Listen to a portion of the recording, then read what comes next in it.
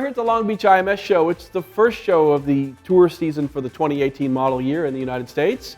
And we've got 5 of our 6 moronic editors here. We've been witnessing what's been going on in the show season this fall. The granddaddy EICMA on November 7th. We saw something approaching 40 new motorcycles there. An avalanche of new motorcycles. A veritable cornucopia of new motorcycles. And so here we are at IMS show in Long Beach, California. It's the first North American show after the new model announcements. It's probably time now that we wrap up the new bike season for 2018. John Burns. Hello. How you doing? Doing well, thank you. I did a little online poll on Motorcycle.com. What's your favorite bike from EICMA? And leading that with 25% is a new Honda CB1000R, which I think is pretty cool. And we just saw one in the flesh down here again. Price tag will be about $12,000 or $13,000, which is, not too bad. Honda tells me the current 1000R retails for about 12, and he said this should be just slightly more than that. So hopefully less than 13. Yep. And it's a lot better looking. And I know looks are subjective. It's different enough, it's kind of cool enough and funky enough to be interesting, but it's not gratuitously funky. I think it has a modern, contemporary look, and yet with a little bit of dash of retro, and I think Honda nailed that balance just nice. I concur with that assessment. And you're a smart man. What about you, John? It looks great, and I think it'll be super practical bike to ride around every day too at the same time for a reasonable amount of money. And I think they said 145 horsepower, I believe they claimed for it. The only thing that really matters is how millennials think about it. So let's go to 50% of our millennial staff. Mr. Brent Jaswinski. Brent, did you take a look at the CB1000R and what do you think of it? I definitely like the direction that a lot of manufacturers are going towards these days with their retro-inspired bikes. Honda did it. Yamaha just did it. I just had the pleasure of riding the XSR 700 Sport Heritage, and the looks definitely harken back to the old XSs of the 70s and whatnot, and 70s culture is super in right now. You see girls wearing bell bottoms at the bars these days. Oh yeah. Speaking of flares coming back, I think the number 2 was our Z900RS. And they haven't confirmed if that's coming to the US or not, but it's crazy to think that it wouldn't be coming here because we know it's coming to Canada. So pricing of those, I don't really know, but that'll be a cool bike also. It's a little bit more retro-y than the Honda, but there seems to be tons of interest in that. The Z900RS was more true to the original Z1 look with the kind of root beer and orange color, and I really like that color scheme. It reminds me a lot of my misspent youth. But the 900RS Cafe is the cooler looking of those 2 motorcycles. It's got that little bullet bikini fairing on it and the sort of seat cowl. I think that's probably the coolest retro bike, new retro bike for the 2018 season. Hopefully that does come here. Coming at number 3 on the Mo poll would be probably the bike we're almost excited to ride. A little more exotic than the other ones, a little more expensive than the other ones. It would be involving red paint, a V4 with Desmotromic, did I say Tromic? Dromic valve actuation would be the Ducati Panigale V4. Which, did we get the pricing for that today? $21,195 for the base version. The base model, $21,195, which is not cheap, but it is the first Ducati V4 that's not the Desmo Sedici. So I can't wait to get our mitts on that one, I think. Yeah, that bike looks sensational. I don't think anything's going to be close to it in 2018. It looks like it's going to just completely change the game. Technological tour de force, I think, would not be an understatement. It's going to be absolutely astounding when we get to throw a leg over it. Panigale V4 actually looks incredibly good naked. The V4S, which is what they had naked there, wow, that looked amazing. For $27,495, you get a bike that looks every bit as exotic as Superleggera does, without its bodywork on. By what our ears are telling us from the onboard footage and the trackside footage and stuff like that, probably gets around the racetrack better than maybe any street legal Ducati we've ever tested.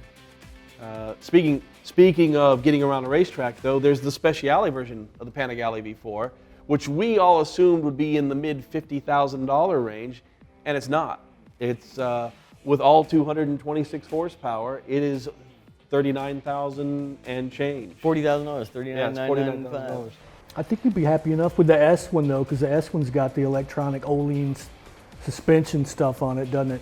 I think if you look in the dictionary, any dictionary printed in 2018 under sex machine, it will just have the Ducati Panigale V4. The only reason not to buy one is maybe there'll be a naked version next year, like the Tuono version of the Aprilia, which we were just downstairs fondling the Aprilia V4s and going, we're sorry, we have to leave you behind. But it still remains to be seen, and the Aprilias are still a lot less expensive too, but it'll be fun to have two Italian V4s to shoot it out. What was the number 4 bike? I believe coming in at the number 4 spot, Sean, we have the KTM Duke 790, if I'm not mistaken. Well, I'll tell you right now, that's the bike that I have on the top of my list. But since I saw that bike unveiled at EICMA last year, it just spoke to me. I think I'm more excited about that bike than anything I've seen in the last couple years. And to see pictures of it in its almost final production form makes me want to ride it. It makes me want to own it. Yeah, the 790 Duke, they tell me it won't be till next fall till it gets here. But there will be a press launch maybe in the spring that we'll get a chance to ride on it before it comes to dealers here in the fall. Well, I will start my campaign to go to that now. I think they rate that engine at 105. It'll be a big performance boost over FZ07, but it won't be much heavier than a Yamaha FZ07. So it'll be an animal. And it gets all the cool electronics that the bigger KTMs get too. Just about all the parallel twins that are coming out now are all the 270-degree firing order. That too. So they it sound like a Ducati. V-twins, and almost all of them have dual counterbalancers now. So the parallel twin vibration that was a thing of the past that bothered us, it's really subtle now. And for its ease of manufacture and compact nature, we're going to be seeing a lot more of them as time goes on. The number 5 bike in the official Mo poll will be the new Kawasaki H2 SX, the supercharged sport touring version of the H2. I don't think anybody saw that coming. You take an H2 and you take it out of its top-end performance trim and put it in sport touring trim, and it sounds like you've got a giant killer there. It's only rated at 197.5 horsepower. I'd be shocked if it doesn't end up being the world's fastest sport touring motorcycle. And Is there a category for that? Maybe we should put something out together for the salt flats. Mandatory bags. All I can say is we live in glorious times when somebody can say it only has 197.5 horsepower. But you put it and you set up and you tune it for sport touring as opposed to all-out performance. That's what excites me. And I had it as number 2 on my list. if they can round some of those rough edges off the H2 and make a refined sport touring motorcycle out of it that still retains that hyper bike, let's take the bags off and go to bike night and be a badass thing, mission accomplished. Like that thing's, there's an opportunity there, and if Kawasaki nailed it, that bike will be the sport touring bike to have. An H2 is like a $25,000 motorcycle, and an H2R is a $50,000 motorcycle. You would think you add bags and better electronics and all that stuff, the price would go up. But this sounds to me like we're probably looking at $19,000 or $20,000 sport touring motorcycle with 200 horsepower and good handling and all that other stuff, which I can't think of anything off the top of my head that's available right now that could compete with that. Well, regardless of whatever H2 model you buy, make sure to leave room in your budget for rear tires, because I'm sure you're going to go through them quick. Anyhow, it's kind of cool. I didn't really see that coming, H2 SX, so it's pretty cool that they did it. To go from one end of the spectrum to the complete opposite, Honda unveiled the Monkey 125. You know, it's styled after the Z50 and it's based on the Grom platform. And if Kawi Z125 and the Grom are any indication of how, you know, the Monkey could possibly do, I think everybody should have one in their garage. Multiply by 2 because it looks cool too now, right? It looks great. I mean, You've got disc brakes front and rear, fuel injection, 125 cc's, inverted forks. I mean, digital, gauges, LED lights. I mean, you name it. It's got everything you'd want. I think there's a good chance that that'll make production, because I just confirmed with Honda, their best-selling motorcycle of all their line, Grom. Put that motor into the better style thing, you're gonna sell even more. It's a license to print money. I would be shocked if that thing doesn't come soon. And I would be shocked if the Mo staff doesn't own one or two of them shortly thereafter. I'll buy one. I'll pre-order one. I'll put my money down. I don't care. Yeah, I would buy one immediately too. So what's your number 2 bike? I think the Africa Twin, the new Africa Twin Rally. Adventure bikes seem to be all the rage right now, and it seems like they're just the do-all, complete all-arounder motorcycle that is just going to be fun and get you to places where other motorcycles can't. Scott Russo and I pitted the current Africa Twin with the KTM 1090, rode in LA to Barstow to Vegas and back, half off-road, half on-road. And the Africa Twin was right there with KTM. KTM had a little more of an off-road edge, and the new Africa Twin Adventure Sports does look like it's going to be addressing some of those shortcomings. A little more suspension travel, better foot peg mounting, more range. Of course, it spiked the curb weight because that includes the extra gas. And I don't think they've announced the MSRP yet, but they told me that it's going to be about a $2,000 upcharge over the Africa Twin. Base Africa Twins is really nicely priced. This one, you want more, you're going to pay more for the more. One thing we haven't mentioned yet, though, about the Africa Twin is one of our biggest gripes last year, aside from some suspension damping issues, is the traction control. They've completely revamped the traction control for 2018 on both versions of the Africa Twin. This is an upgrade that applies to both, and that's probably going to be the biggest improvement, is because you'll have traction control you can actually use and still be an aggressive rider and not be frustrated. What else is on your list? The new Triumph Tigers, specifically the XCA models, the off-road, the more off-road specific models. Looks like some fun off-road. On my list, I threw in the Tiger 800 with the BMW F850 GS. I think that's going to be a great battle. I bet you BMW has put a lot of thought into this, because they've had some criticism about the F800 previously, and I bet you they've put the work in to make it be quite excellent. So, and then if you add in the 790 Adventure KTM that's eventually going to come, it's going to be a great time to be a middleweight adventure tourer. What else is on your list that maybe we haven't heard about yet? All right, well, I can't believe nobody's said anything about the Goldwing yet.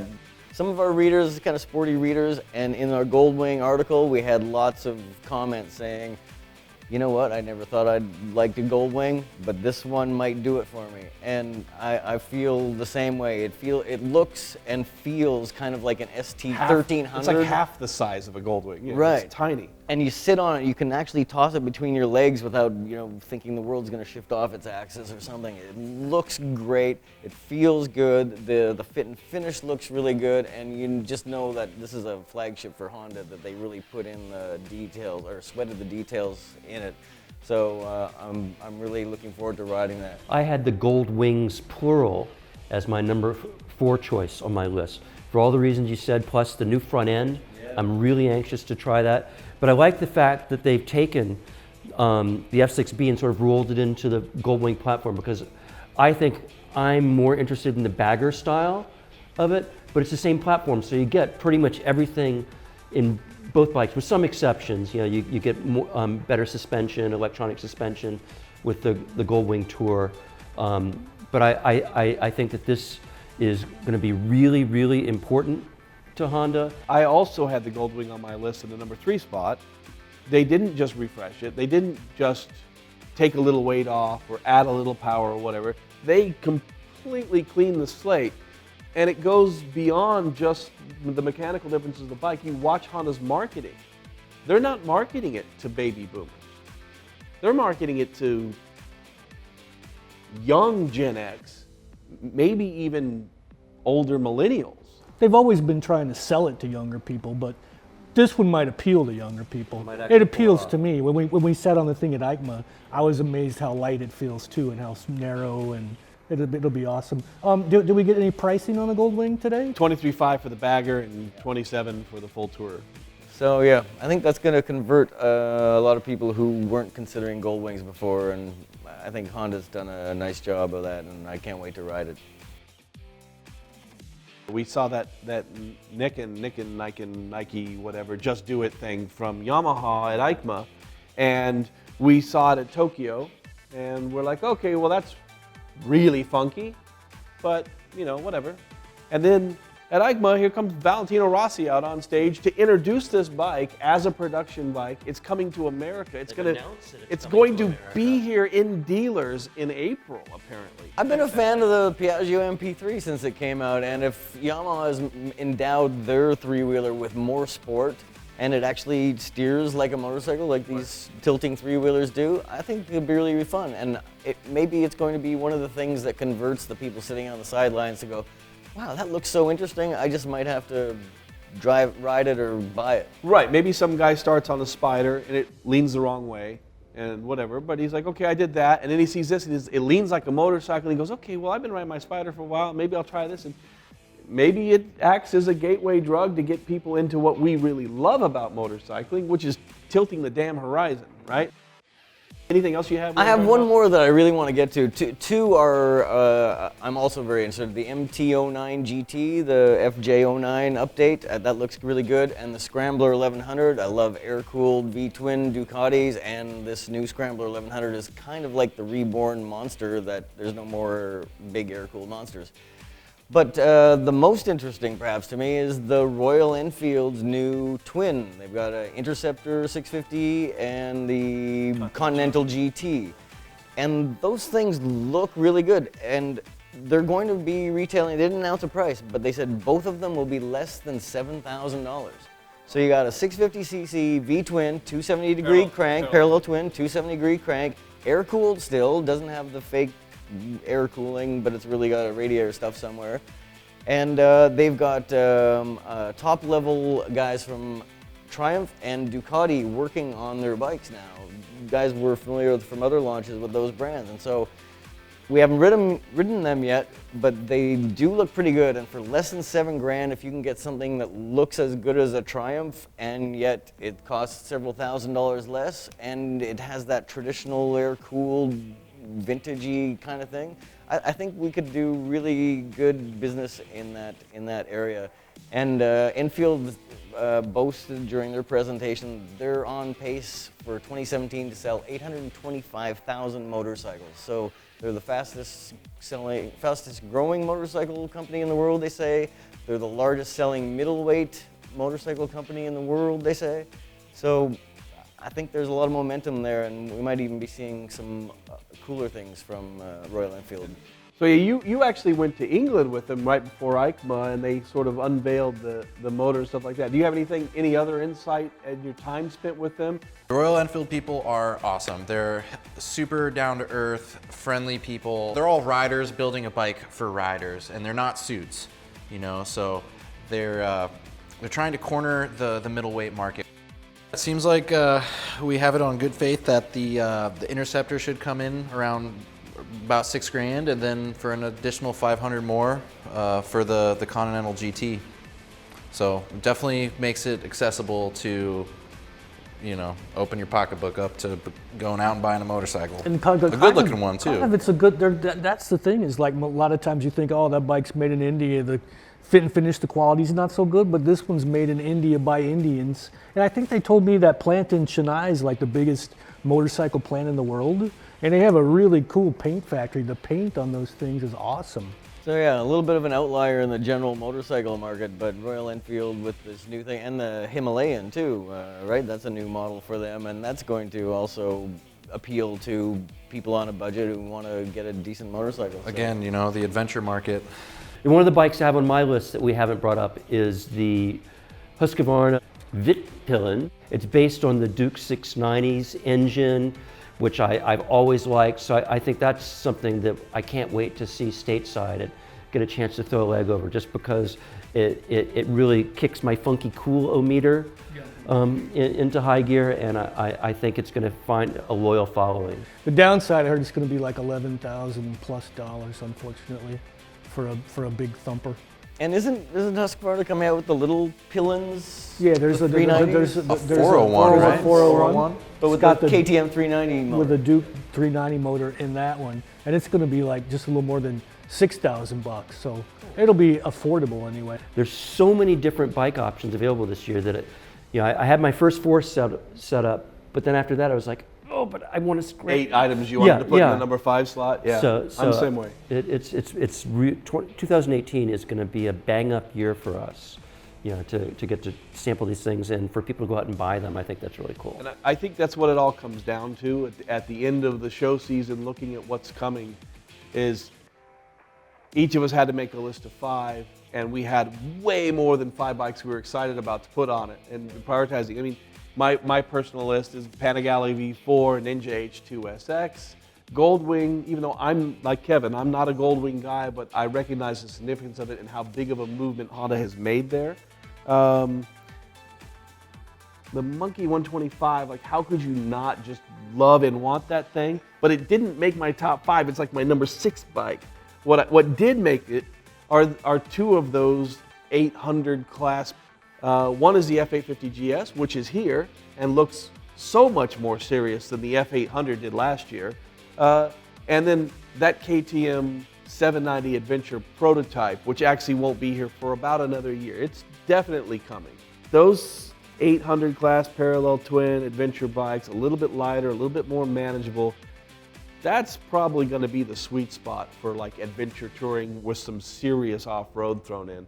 So those are really the number 4 and 5 slots for me. Sentimentally, I want to put the Monkey at the top of the list. Yeah. So There's something so cool about it, So yeah, there were other bikes from EICMA. Nearly 40 new motorcycles altogether if you just went through and talked about subversions and things like that. So that's the best new motorcycles for 2018, right? That's pretty much the cream of the crop that we see coming. We're really excited to ride these things over the next couple of months and bring you the full stories on them. You'll see that on Motorcycle.com and hopefully here on YouTube pretty soon as well. And with that, we're out from the Long Beach IMS show. We're pretty darn excited about 2018. It's a great time to pick a motorcycle.